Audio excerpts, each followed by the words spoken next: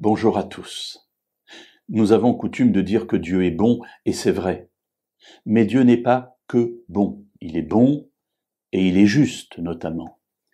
Et sa justice s'exprime évidemment par tout cet amour qu'il déverse sur nous, mais également par des actes qui sont moins plaisants à entendre, à voir se dérouler, mais qui pourtant font partie intégrante de la nature même de Dieu. Un de ces actes se trouve décrit dans le livre des Nombres, c'est la révolte de Coré, Dathan et Abiram, du temps de Moïse. Il y a là une révolte entre un certain nombre de responsables du peuple d'Israël et Moïse. Ils contestent l'autorité de Moïse. Et Dieu va s'adresser à Moïse au cours de cette révolte et lui dire, cela nous est rapporté donc dans le livre des Nombres au chapitre 16 et au verset 20 et suivant. L'Éternel parla à Moïse et à Aaron et dit, « Séparez-vous du milieu de cette communauté, et je les exterminerai en un seul instant. » Ils tombèrent face contre terre et dirent, « Ô Dieu, Dieu des esprits de toute chair, un seul homme aurait péché et tu serais indigné contre toute la communauté ?»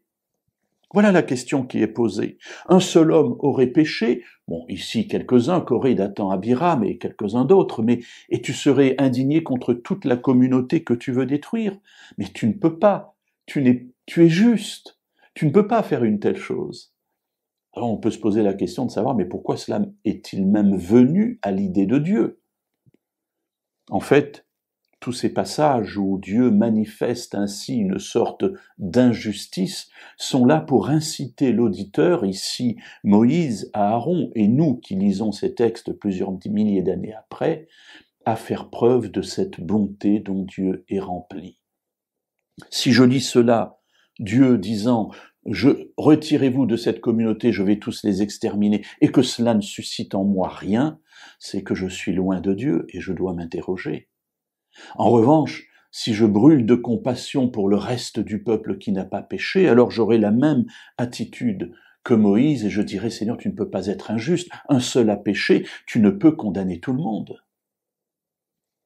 Outre que cela m'enseigne un principe d'équité que je peux appliquer, que je dois appliquer dans ma vie, dans la vie de famille, dans ma vie de responsable, à quelque niveau que ce soit dans l'histoire de ce monde, cela me montre une chose, c'est que Dieu est bon, mais qu'il est juste.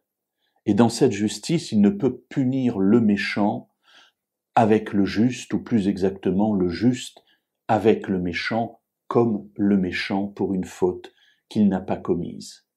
Alors nous aurons l'occasion de voir d'autres passages sur ce thème, mais heureusement la Bible fourmille d'exemples où Dieu nous dit « Je ne punis pas le juste avec le méchant ». Oui, Dieu n'est pas qu'amour, il est aussi juste et justice, et demain nous aurons l'occasion de voir la suite de ce récit.